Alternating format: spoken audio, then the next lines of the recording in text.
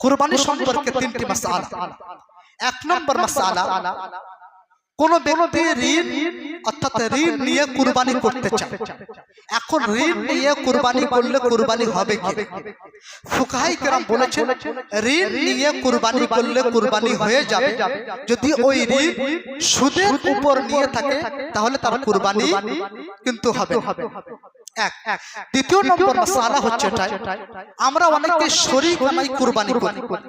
এই শরীকানার কুরবানির করার ক্ষেত্রে যে গোশতগুলি বণ্টন করা হবে, এটা অনুমান করে বণ্টন করলে কিন্তু হবে না, এটাকে দাড়ি পাল্লায় ওজন করে ভাগ করতে হবে।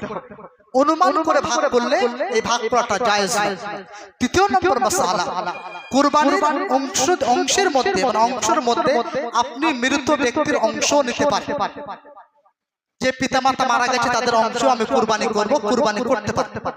কিন্তু এখানে একটা জিনিস খেয়াল রাখবেন যে আমার উপরে কুরবানি ওয়াজিব, আমার নামটা না দিয়ে আমি আমার পিতামাতার নামে কুরবানি করছি, এটা কিন্তু হবে না।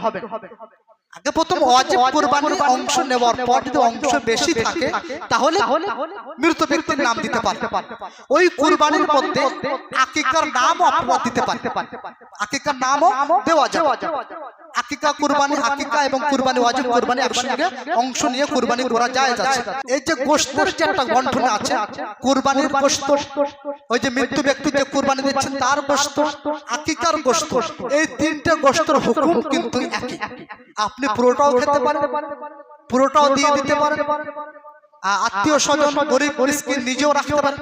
যেভাবে কুরবানির গোশতের যা হুকুম, আকিকারও সেই হুকুম, আর মৃত্যু ব্যক্তির জন্য যে কুরবানি তার হুকুমটাও একই।